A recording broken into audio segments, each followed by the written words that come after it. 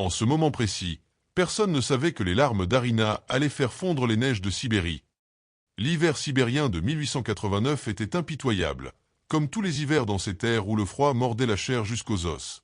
Arina Volkov avait 19 ans, mais son corps portait les cicatrices de 6 années de labeur incessant dans la petite ferme familiale perdue au milieu de la toundra gelée. Ce matin-là, alors qu'elle puisait de l'eau au puits avec ses mains crevassées par le gel, elle ne savait pas encore que sa vie allait basculer. Le ciel gris-plomb annonçait une tempête, mais la vraie tempête se préparait à l'intérieur de la modeste isba où sa famille l'attendait. Son père, Dimitri Volkov, était un homme autrefois fier. Arina gardait de vagues souvenirs d'une époque où il revenait des champs avec le dos droit, sifflant des mélodies que sa propre grand-mère lui avait apprises. Mais la terre sibérienne était cruelle avec ceux qui n'avaient pas de chance. Mais ce qu'elle ignorait encore, c'est que son propre sang la trahirait. D'abord, ce fut la famine de 1883, puis l'épidémie qui décima le bétail en 1885, ensuite les hivers successifs si rigoureux que même les loups mouraient de faim. Chaque catastrophe naturelle avait enfoncé Dimitri plus profondément dans les griffes financières de Grigori Pavlov, le marchand qui possédait la moitié du village et les espoirs brisés de dizaines de familles. Ce jour-là, le coup final était tombé. Arina l'avait compris en entendant les cris depuis la cuisine où elle préparait le maigre repas familial. Son frère aîné, Nikolaï, était entré dans la maison comme un ours blessé, cherchant leur père qui réparait des outils dans la grange. Les voix s'étaient élevées, puis étaient venus les sanglots étouffés, et finalement ce silence pesant qui précède toujours les tragédies familiales. La dernière récolte, celle qui avait coûté les semences qu'il n'avait pas et le travail de toute la famille pendant des mois sous le soleil pâle de l'été arctique, avait été complètement détruite par une gelée précoce. Dimitri avait tout misé sur cette récolte. Il avait même emprunté pour acheter de meilleures graines, convaincu qu'il pourrait enfin rembourser sa dette de 600 roubles. Maintenant, avec la récolte anéantie et le nouveau prêt impossible à rembourser, la dette familiale avait atteint la somme astronomique de 1000 roubles d'argent. Attends une minute, ce détail va tout changer. Grigori Pavlov convoqua la famille Volkov dans son bureau cet après-midi-là. C'était un homme de 58 ans avec une barbe grise soigneusement taillée et des yeux qui calculaient la valeur de tout et de tous. Il s'habillait toujours de noir, comme s'il était en deuil permanent d'une perte que personne ne connaissait. Arina fut obligée d'être présente. Sa mère, Katia, pleurait silencieusement dans un coin, tordant un mouchoir entre ses doigts calleux. Nikolaï fixait le sol, les poings serrés. Dimitri se tenait debout devant l'énorme bureau de chêne, le dos courbé par le poids de décennies d'échecs accumulés. Grigori laissa le silence s'étendre comme de l'huile sur l'eau avant de parler. Il ouvrit un grand livre de comptes, passa ses doigts sur les colonnes de chiffres écrits à l'encre noire et finalement leva les yeux. 1000 roubles, Dimitri, dit-il d'une voix presque aimable. Une fortune pour un homme dans ta position. Il te faudrait 20 ans pour la rembourser en travaillant pour moi, et d'ici là, tu serais un vieillard inutile. Dimitri ouvrit la bouche pour répondre, mais Grigori leva une main pour le faire taire. Cependant, je suis un homme raisonnable, chrétien. Je comprends les difficultés de la vie paysanne. Ses yeux glissèrent vers Arina, l'évaluant d'un regard qui la fit se sentir nue et sale. Ta fille a servi fidèlement dans ma maison ces dernières années pour des travaux occasionnels. Elle est travailleuse, obéissante. Le cœur d'Arina commença à battre plus vite. Elle connaissait ce regard. Ce qui se passa ensuite, personne ne l'avait vu venir. Mais, continua Grigori en se penchant en arrière dans son fauteuil de cuir, j'ai entendu des rumeurs. On dit que ta fille est stérile, qu'elle ne peut pas porter d'enfant. Le silence qui suivit fut assourdissant. Arina sentit ses joues brûler de honte. C'était vrai. Une maladie contractée à 15 ans avait ruiné ses chances de maternité. Le médecin du village l'avait confirmé. Dans une société où la valeur d'une femme se mesurait à sa capacité d'enfanter, elle était considérée comme défectueuse. Une femme sans enfant n'a aucune valeur matrimoniale, déclara Grigori avec un sourire cruel. Aucun homme respectable ne voudrait d'elle. Il marqua une pause calculée.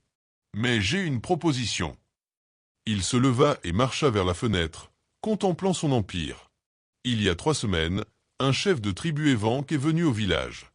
Un veuf avec 4 enfants en bas âge cherche désespérément une femme capable de s'occuper de ses enfants pendant qu'il chasse et travaille. Il m'a offert 1000 roubles en fourrure, en or de rivière et en travail en échange de lui trouver une épouse convenable. Le mot « évenque » tomba dans la pièce comme une pierre dans l'eau calme. Les Évenques étaient les peuples autochtones de Sibérie, craints et méprisés par la plupart des Russes de la région. Pendant des générations, ils avaient résisté à la colonisation, vivant selon leurs propres traditions. Mais voici la partie la plus choquante. Un sauvage, répéta Grigori, observant la réaction d'horreur sur les visages devant lui. Pour une femme stérile, c'est peut-être la seule chance de mariage qu'elle aura jamais. Et au moins, elle s'occuperait d'enfants au lieu de finir vieille fille à charge de sa famille.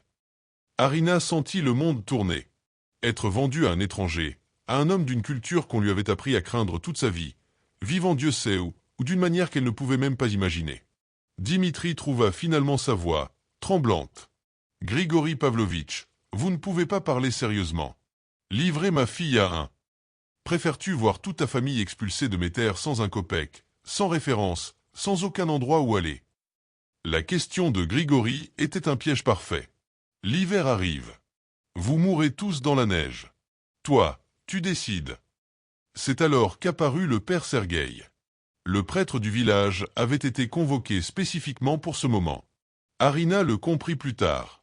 C'était un homme mince d'une 50aine d'années, aux yeux fatigués mais bienveillants, qui avait baptisé Arina quand elle était bébé. « Grigori Pavlovitch m'a expliqué la situation », dit le père d'une voix douce. « J'ai rencontré cet évanque.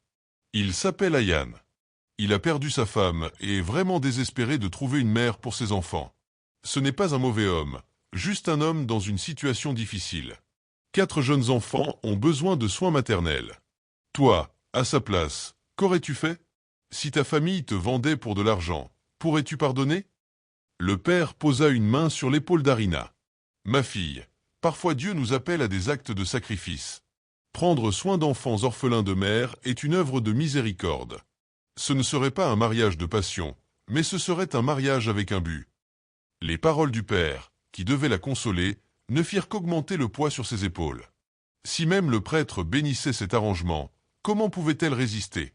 Arina passa cette nuit-là sans dormir, fixant le plafond de bois de la petite chambre qu'elle partageait avec sa mère. Katia ne lui adressa pas la parole. Son silence était une accusation plus éloquente que n'importe quel reproche. Dans la pièce voisine, elle entendait Nikolaï et Dimitri discuter à voix basse, planifiant, suppliant, essayant de trouver une autre issue qui n'existait pas. Mais le vrai choc était encore à venir. À l'aube, Arina prit sa décision. Elle alla au bureau de Grigori avant que le reste de la maison ne se réveille. L'homme la reçut en robe de chambre avec un sourire qui n'atteignit pas ses yeux. « J'accepterai d'aller avec l'évêque, » dit Arina sans préambule, mais avec une condition. « Je veux le rencontrer d'abord. Je veux le regarder dans les yeux, voir ses enfants, comprendre quelle sorte d'homme il est. Et si je vois qu'il est cruel, qu'il est dangereux pour moi, alors je refuserai et nous trouverons une autre façon de payer la dette, même si cela me prend toute ma vie. » Grigori l'étudia pendant un long moment, puis hocha lentement la tête. « Très bien. Du courage, même si mal dirigé. Ayan viendra demain avec ses enfants. Alors tu pourras faire ton choix final. » Il se pencha en avant. « Mais rappelle-toi, petite, si tu le refuses, ta famille devra toujours trouver 1000 roubles. Et personne d'autre ne voudra d'une femme stérile. » Arina sortit du bureau avec la sensation de marcher vers sa propre exécution. Mais au moins, c'était une exécution qu'elle avait choisie, pas une qu'on lui avait imposée. Et dans ce petit acte de volonté, elle trouva une étincelle minuscule de quelque chose qu'elle avait perdu depuis longtemps, la dignité. Le lendemain matin changea tout, pour toujours. Le matin du jour suivant se leva avec un ciel gris qui promettait de la neige, mais ne la livrait jamais. Arina avait passé une autre nuit sans dormir, imaginant 100 scénarios différents, chacun plus terrifiant que le précédent.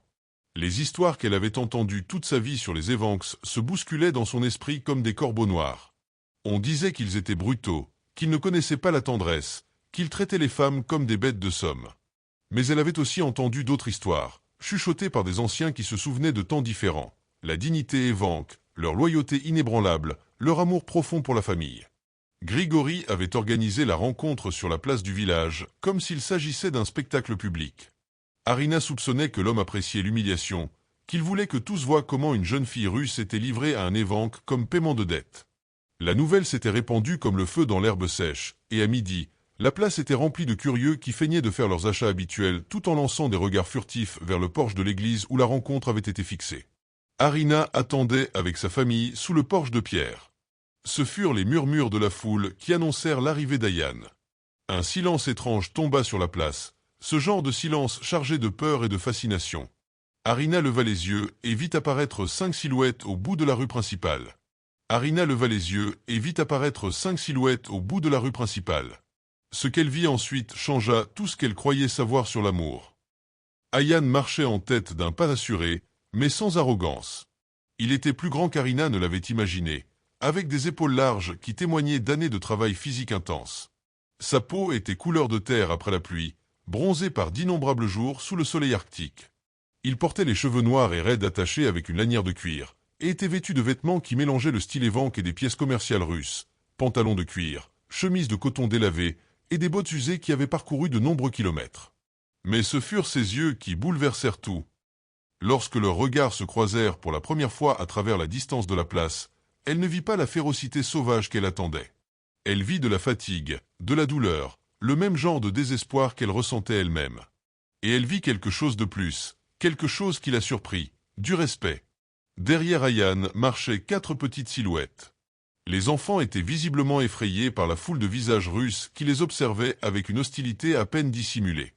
L'aînée était une fille d'environ 12 ans, mince et sérieuse, avec des yeux sombres qui semblaient trop vieux pour son visage. Elle tenait la main d'un garçon d'environ 9 ans, dont le visage montrait la même structure forte que son père. À côté d'eux marchait une fillette d'environ 7 ans, avec des nattes noires et des joues encore rondes de l'enfance. Et dans les bras de la fille aînée, se trouvait la plus petite, une créature de peut-être 4 ans avec les cheveux en désordre et le regard perdu de celle qui a vu trop de douleur pour son jeune âge. Les 4 enfants étaient sales. Ce n'était pas la saleté normale d'enfants qui jouent, mais la crasse accumulée de semaines sans soins appropriés. Leurs vêtements étaient déchirés et mal rapiécés. Le garçon avait un bleu jaunâtre sur la joue. La plus petite suçait son pouce en regardant la foule avec des yeux énormes et vitreux. Imagine porter le poids de 4 vies sur tes épaules. C'est ce qu'Harina ressentit à cet instant. Harina sentit quelque chose se briser dans sa poitrine en les voyant. C'étaient des créatures affamées d'amour, autant que de nourriture. Grigori émergea de son bureau, adjacent à la place, avec un sourire de satisfaction. Il s'approcha d'Ayaan sans offrir aucun salut, aucun geste de respect humain basique. « Alors tu es venu, dit-il d'une voix forte pour que tous entendent. Montre-moi d'abord que tu as les 1000 roubles. Je ne vais pas livrer la marchandise sans voir le paiement complet. » Le mot « marchandise », en référence à Harina, provoqua un murmure dans la foule. Certains hochèrent la tête en approbation, d'autres détournèrent le regard, mal à l'aise. Ayaan ne réagit pas à la provocation. Avec des mouvements calmes, il baissa le sac de cuir qu'il portait à l'épaule et sortit plusieurs paquets soigneusement enveloppés. Des pots de renne tannés avec maîtrise, de l'or de rivière dans une petite bourse de daim, des travaux de perles qui valaient une fortune parmi les collectionneurs. Grigori examina chaque article avec la minutie d'un usurier, cherchant des défauts, essayant de marchander. Il traitait Ayaan comme il traiterait un vendeur ambulant de marchandises douteuses, pas comme un homme qui négociait l'avenir de ses enfants. C'est à ce moment précis qu'Harina comprit qui elle était vraiment. Ce fut à ce moment qu'Harina sentit quelque chose changer en elle. La façon dont Grigori parlait, la manière dont la foule regardait ses enfants effrayés avec mépris au lieu de compassion, l'absence totale d'humanité dans toute la transaction. Elle s'avança avant de pouvoir reconsidérer son impulsion. « Grigori Pavlovitch », dit-elle d'une voix claire qui trancha à travers le murmure de la place. « Cet homme n'est pas du bétail sur un marché. Il a un nom, il a de la dignité, et il mérite d'être traité avec le respect que vous exigeriez pour vous-même. » Le silence qui suivit fut absolu. Grigori se tourna lentement vers elle, son visage rougissant de fureur. « Comment oses-tu me parler ainsi, petite? Tu es toujours la propriété de ton père jusqu'à ce que cet accord soit conclu. » Ayaan parla alors pour la première fois. Son russe était clair, bien que portant l'accent distinctif de celui qui avait appris la langue à l'âge adulte. « La jeune fille a raison. Je ne suis pas venu ici pour acheter des esclaves. Je suis venu chercher de l'aide, oui, mais une aide donnée avec dignité des deux côtés. » Il se tourna directement vers Harina, ignorant complètement Grigori. « Je m'appelle Ayaan. J'étais l'époux de Nara, qui est morte il y a 1 an en sauvant notre plus jeune fille de la noyade dans la rivière. Voici mes enfants, Sarna, Temul, Kira et Yuki. » Chaque nom fut prononcé avec un amour si palpable qu'Harina sentit des larmes piquer ses yeux. Cet homme n'était pas le sauvage qu'on lui avait appris à craindre. C'était un père brisé, essayant de garder sa famille unie. Je ne peux pas m'occuper de seul, continua Ayan, sa voix se brisant légèrement. J'ai besoin de chasser pour les nourrir. J'ai besoin de travailler pour obtenir ce dont nous avons besoin. Mais ils sont trop petits pour rester seuls. Yuki n'a pas parlé depuis qu'elle a vu sa mère mourir. Temul fait des cauchemars toutes les nuits. Sarna essaie d'être courageuse, d'être une mère pour ses frères et sœurs, mais elle n'a que 12 ans et ne devrait pas porter ce poids. Et puis, il fit quelque chose que personne n'avait jamais vu. Il s'agenouilla. S'agenouilla devant Harina, se mettant à son niveau bien qu'elle soit debout. Un geste d'humilité qui choqua tous les présents. Un chef évenque agenouillé devant une jeune fille russe était quelque chose que personne sur cette place n'avait imaginé voir un jour. « Je ne t'achète pas », dit Ayan d'une voix ferme. « Tu n'es pas une marchandise.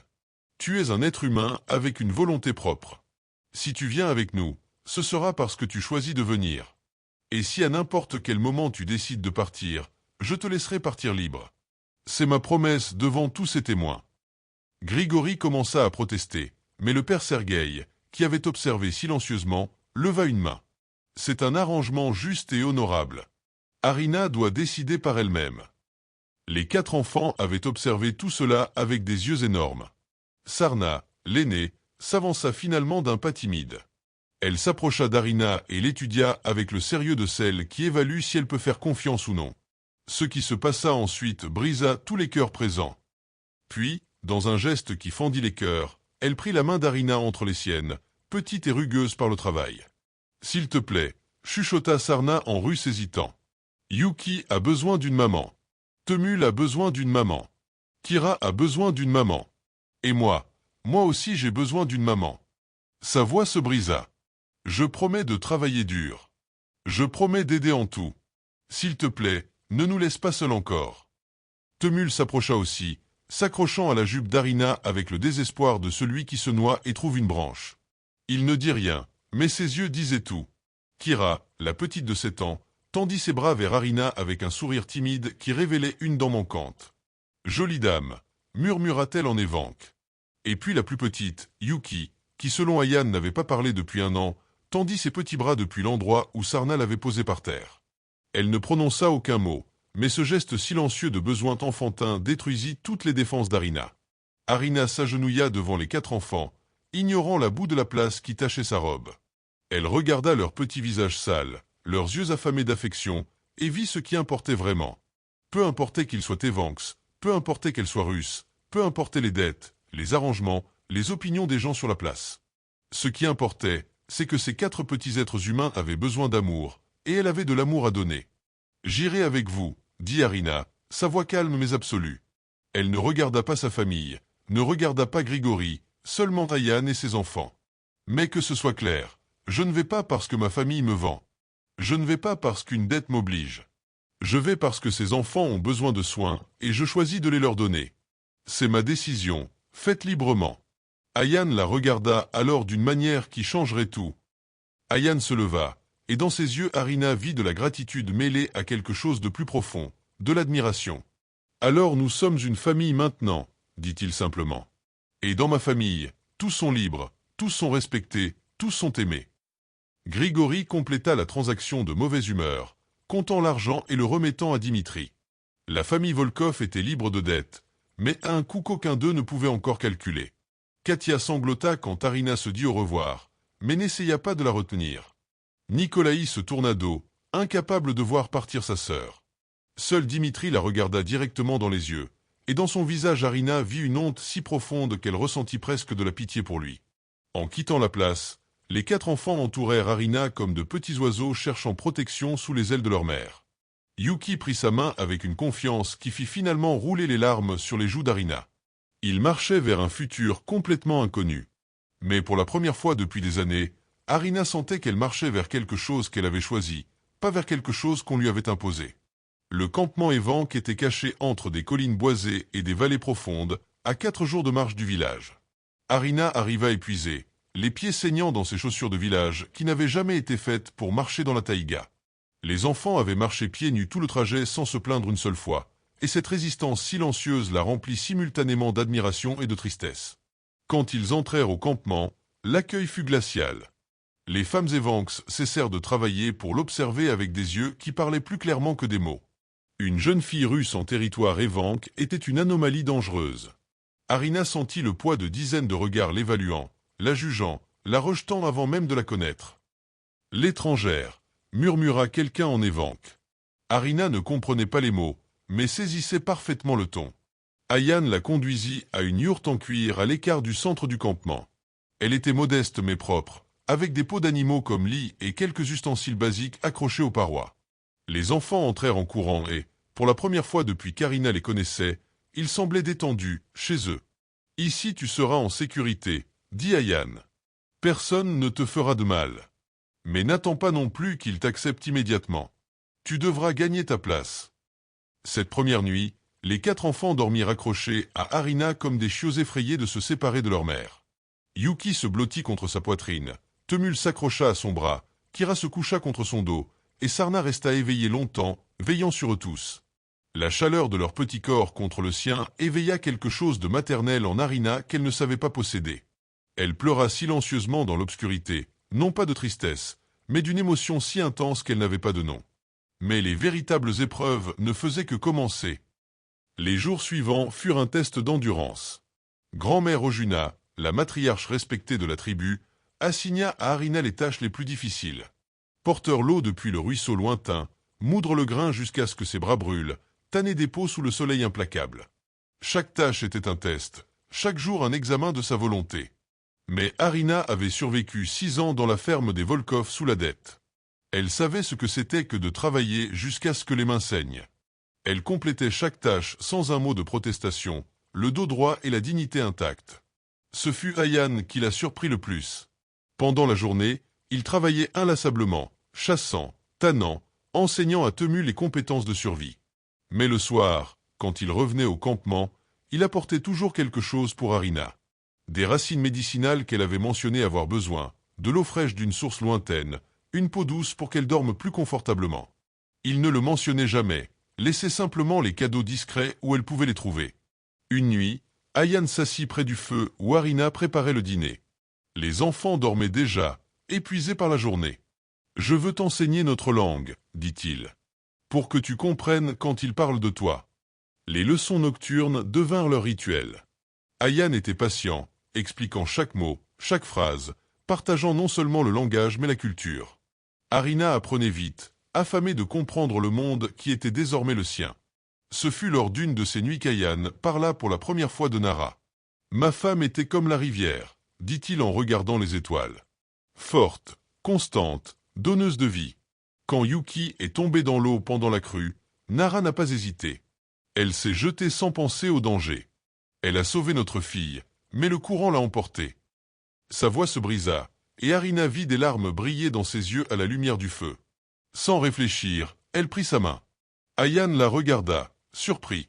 Puis il serra ses doigts avec une gratitude silencieuse. « Nara m'a fait promettre quelque chose avant de mourir, » continua-t-il. « Elle m'a fait jurer que si jamais je trouvais quelqu'un qui pouvait aimer nos enfants comme elle les aimait, je n'enfermerais pas mon cœur par loyauté à sa mémoire. » Il regarda directement Arina, et dans ses yeux elle vit quelque chose qui fit battre son cœur plus vite.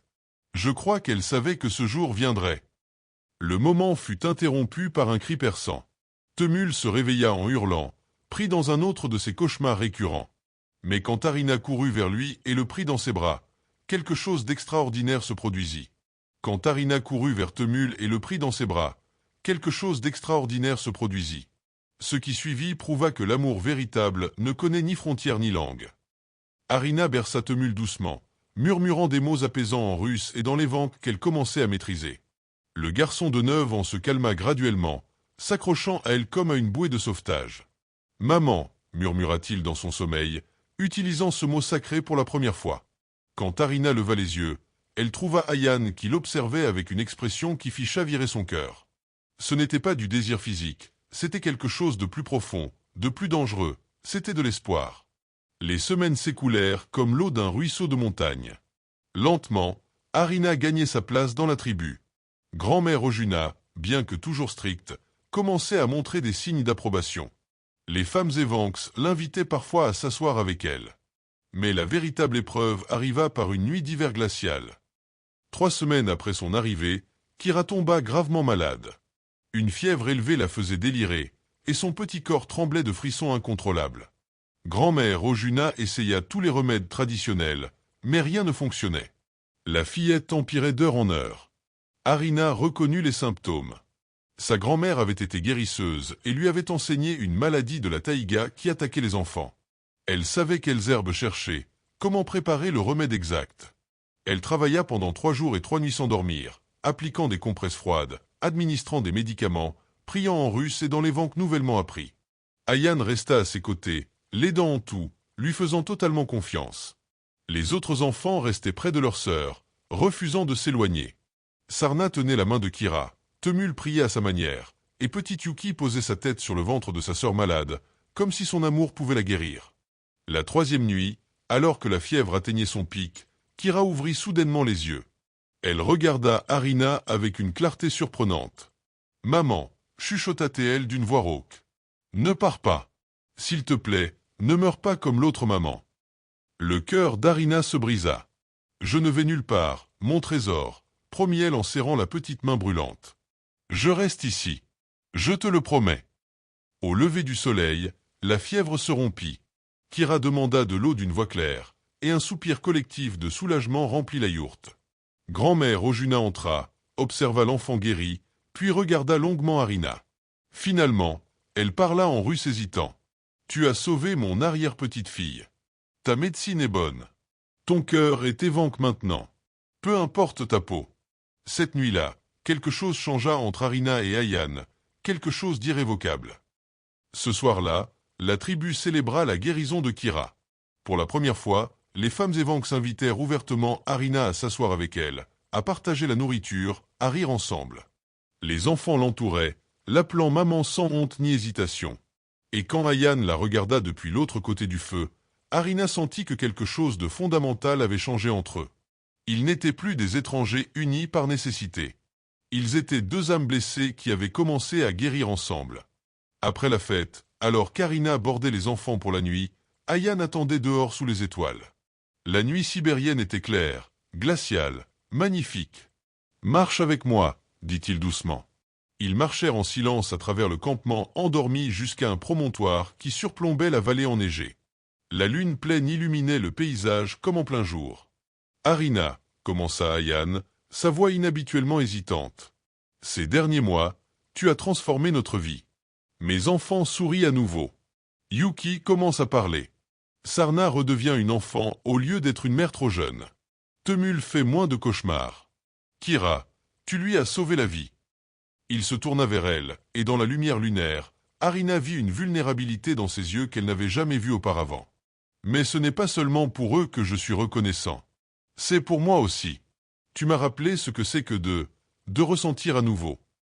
Le cœur d'Harina battait si fort qu'elle était sûre qu'il pouvait l'entendre. Quand Nara est morte, j'ai cru que mon cœur était mort avec elle, continua Ayan. J'ai cru que je ne pourrais jamais aimer à nouveau. Mais tu... Il s'arrêta, cherchant ses mots. Tu m'as montré que le cœur humain a une capacité infinie d'amour. Que aimer à nouveau n'est pas une trahison des morts, mais un honneur à leur mémoire. Ayan, commença Harina, mais il leva doucement sa main vers son visage, écartant une mèche de cheveux que le vent avait déplacée.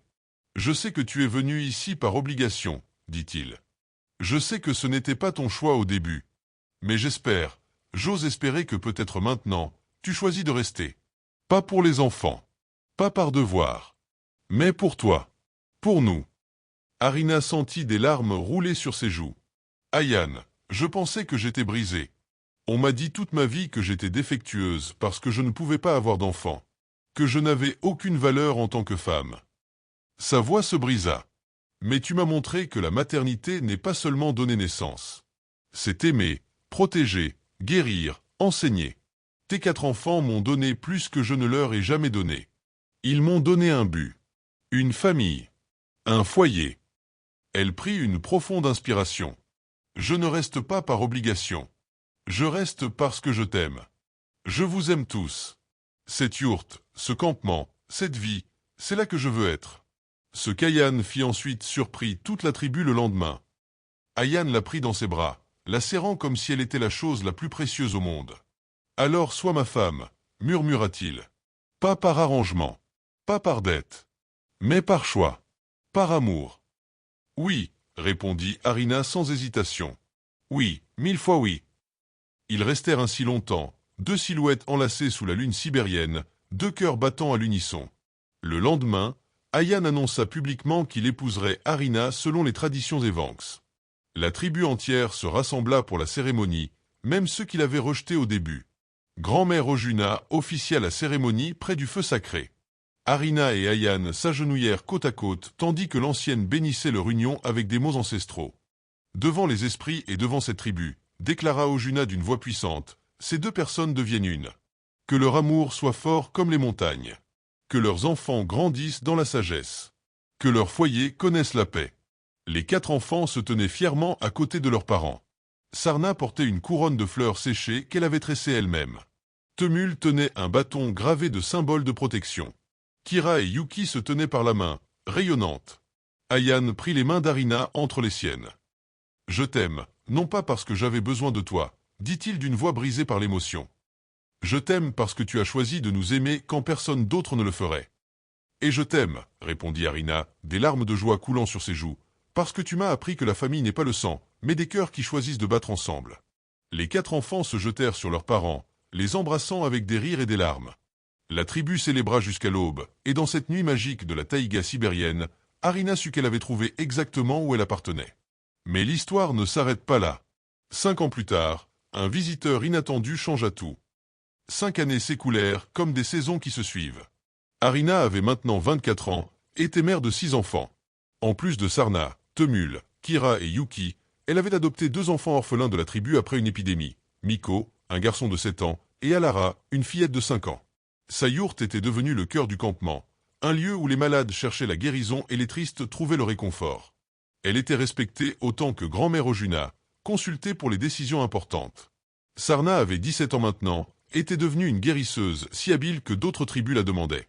Temul, 14 ans, était la fierté de son père, courageux, juste, avec un cœur aussi grand que la taïga. Kira, à 12 ans, parlait 4 langues et servait d'interprète entre les Evanks, les Russes et d'autres tribus. Yuki, maintenant 9 ans, était devenue la gardienne des histoires de la tribu. Les enfants avaient grandi forts, sages, aimés. Mais cet été apporta une sécheresse terrible. La rivière qui alimentait à la fois le campement Evank et le village russe voisin s'était presque complètement asséchée. Les cultures russes mouraient sous le soleil impitoyable. Les maladies commençaient à apparaître lorsque les gens désespérés buvaient de l'eau contaminée. Un matin, alors qu'Arina soignait un enfant Evank malade, un messager arriva du village russe. Il portait une lettre scellée. Elle l'ouvrit avec des mains tremblantes. C'était de son père, Dimitri. « Ma fille chérie, je ne mérite pas de t'écrire. Je ne mérite pas ton pardon. Mais je t'écris quand même, non pas pour moi, mais pour le village. Une épidémie nous ravage. Des dizaines sont morts. Des enfants meurent. Le médecin du village est lui-même tombé malade. On dit que tu es devenue une grande guérisseuse. Je ne te demande pas de venir pour moi. Je te demande de venir pour les innocents qui souffrent. Les enfants qui n'ont rien fait pour mériter cette souffrance. Ton père indigne. Dimitri Volkov, la décision qu'Arina prit ensuite divisa la tribu. Ayan et les guerriers des Vanks voulaient protéger leurs propres ressources limitées. Les Russes ne nous ont jamais aidés quand nous en avions besoin, argumentait-il. Pourquoi devrions-nous les aider maintenant? Arina se leva lors du conseil tribal, tenant petit Miko dans ses bras et entouré de ses 6 enfants. Et parfois, les plus grandes bénédictions viennent déguisées en malédictions. Parfois, être vendu vous libère. Parfois, perdre tout vous fait tout gagner. Car Arina avait appris la plus grande leçon de toutes. La vraie richesse ne se compte pas en roubles, mais en cœurs qui battent à l'unisson.